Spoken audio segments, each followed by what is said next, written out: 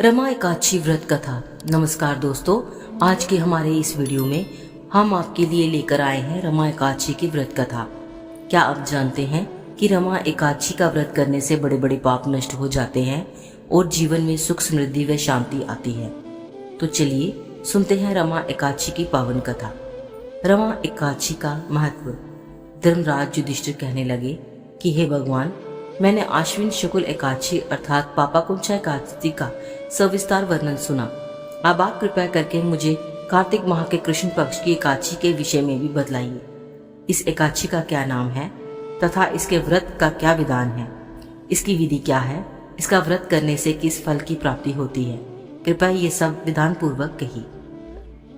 भगवान श्री कृष्ण बोले, कार्तिक माह के कृष्ण पक्ष में दीपावली के 4 दिन पहले आने वाली इस एकादशी को लक्ष्मी जी के नाम पर रमा एकादशी कहा जाता है। इसे पुण्यदायिनी एकादशी के नाम से भी जाना जाता है। इसके प्रभाव से ब्रह्म हत्या जैसे महापाप भी दूर हो जाते हैं। ये बड़े बड़े पापों का नाश करने वाली है। इसका महात्म्य मैं तुमसे कहता हूँ, ध्यानपूर्वक सुनो। रमा एकादशी व्रत कथा। हे राजन, प्राचीन काल में मुचुकुंद नामक एक राजा थे। उसकी इंद्र के साथ मित्रता थी और साथ ही यम, कुबेर, वरुण और विभीषण भी उसके मित्र थे। ये राजा बड़ा धर्मात्मा, विष्णु भक्त और न्याय के साथ राज करता था। उस राजा की एक कन्या थी जिसका नाम चंद्रभागा था। उस कन्या का विवाह चंद्रसेन के पुत्र शोभन के साथ हुआ था। एक समय वह शोभन ससुराल आया। उन्हीं दिनों जल्द ही रमा एकादशी भी आने वाली थी। जब व्रत का दिन समीप आ गया तो चंद्रभागा के मन में अत्यंत सोच उत्पन्न हुई कि मेरे पति अत्यंत दुर्बल हैं और मेरे पिता की आज्ञा अति कठोर है। दशमी को राजा ने डोल बजवाकर सारे राज्य में ये घोषणा करवा दी कि एकादशी को भोजन नहीं करना चाहिए। डोल की घोषणा सुनते ही शोभन को अत्यंत चिंता हुई और अपनी पत्नी से कहा कि हे प्रिय, अब क्या करना चाहिए? मैं किसी प्रकार भी भूख सहन नहीं कर सकूंगा। ऐसा उपाय बतलाओ कि जिससे मेरे प्राण बच सकें, अन्यथा मेरे प्राण अवश्य चले जाएंगे। चंद्रभागा कहने लगी कि हे स्वामी, मेरे पिता के राज्य में एकादशी के दिन कोई भी भोजन नहीं करता। हाथी, घोड़ा, ऊंट, बिल्ली, गौ आदि भी तृण, अन्न, जल आदि ग्रहण नहीं कर सकते। फिर मनुष्य का तो कहना ही क्या है। यदि आप भोजन करना चाहते हैं तो किसी दूसरे स्थान पर चले जाइए, क्योंकि यदि आप यहीं रहना चाहते हैं तो आपको अवश्य व्रत करना पड़ेगा। ऐसा सुनकर शोभन कहने लगा कि हे प्रिय, मैं अवश्य व्रत करूंगा। जो भाग्य में होगा वह देखा जाएगा। इस प्रकार से विचार कर शोभन ने व्रत रख लिया और वह भूख व प्यास से अत्यंत पीड़ित होने लगा।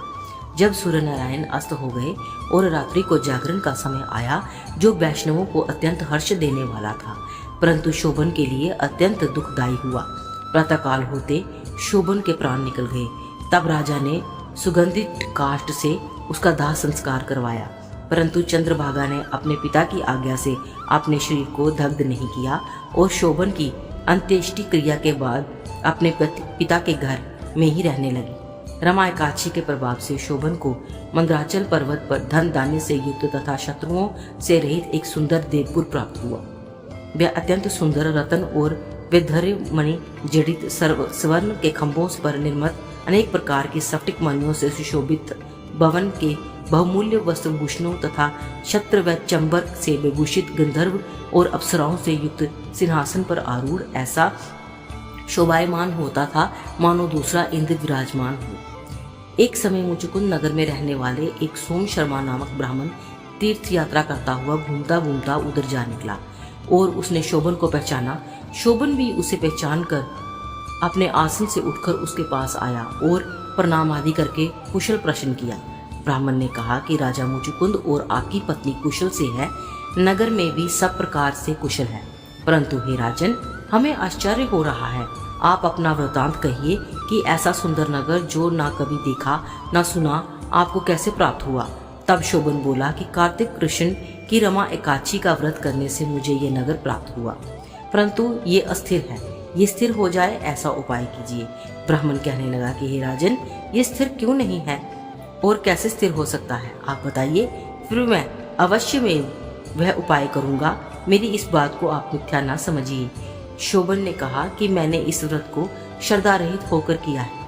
अंत ये सब कुछ अस्थिर है। यदि आप मुचुकुंद की कन्या चंद्रभागा को ये सब वृतांत कहें तो ये स्थिर हो सकता है। ऐसा सुनकर उस श्रेष्ठ ब्राह्मण ने अपने नगर लौटकर चंद्रभागा से सब वृतांत कह सुनाए। ब्राह्मण के वचन सुनकर चंद्रभागा बड़ी प्रसन्नता से ब्राह्मण से कहने लगी कि हे ब्राह्मण, ये सब बातें आपने प्रत्यक्ष देखी हैं या स्वप्न की बातें कर रहे हैं? ब्राह्मण कहने लगा कि हे पुत्री, मैंने महावन में तुम्हारे पति को प्रत्यक्ष देखा है, साथ ही किसी से विजय ना हो ऐसा देवताओं के नगर के समान उसका नगर भी देखा है। उन्होंने ये भी कहा कि ये स्थिर नहीं है, किस प्रकार वह स्थिर रह सके सो उपाय करना चाहिए। चंद्रभागा कहने लगी, हे विप्र, तुम मुझे वहां ले चलो, मुझे पतिदेव के दर्शन की तीव्र लालसा है। मैं अपने किए हुए पुण्य से उस नगर को स्थिर बना दूंगी।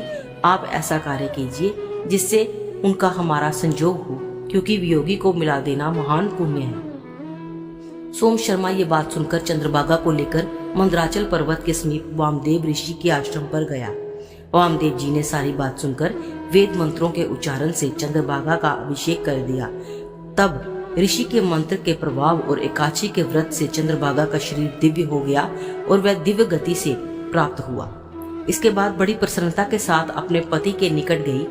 अपनी प्रिय पत्नी को आते देख शोभन अति प्रसन्न हुआ और उसे बुलाकर अपनी बाई तरफ बिठा लिया। चंद्रभागा कहने लगी कि हे प्राणनाथ, आप मेरे पुण्य को ग्रहण कीजिए। अपने पिता के घर जब मैं 8 वर्ष की थी तब से विधि पूर्वक एकादशी का व्रत को श्रद्धा पूर्वक करती आ रही हूँ। इस पुण्य के प्राप्त से आपका ये नगर शिथिर हो जाएगा तथा समस्त कर्मों से युक्त होकर प्रलय के अंत तक रहेगा। इस प्रकार चंद्रभागा ने दिव्य आभूषणों और वस्त्रों से सुसज्जित होकर अपने पति के साथ आनंद पूर्वक रहने लगी। हे राजन, ये मैंने रमा एकादशी का महत्व कहा है। जो मनुष्य इस व्रत को करते हैं उनके ब्रह्म हत्या आदि समस्त पाप नष्ट हो जाते हैं। कृष्ण पक्ष और शुक्ल पक्ष दोनों ही एकादशियां समान हैं, इनमें कोई भेदभाव नहीं है, दोनों समान फल देती हैं। जो मनुष्य इस महात्म्य को पढ़ते अथवा सुनाते हैं वह समस्त पापों से छूटकर विष्णु लोक को प्राप्त होते हैं। दोस्तों, तो आपने सुनी रमा एकादशी की पावन कथा। अगर आपको ये कथा पसंद आई हो तो लाइक, कमेंट, शेयर करें और हमारे चैनल राज्य स्पिरिचुअल पाथ को सब्सक्राइब करना ना भूलें, ताकि आप हर पवित्र व्रत और धार्मिक कथा की जानकारी सबसे पहले प्राप्त कर सकें। धन्यवाद।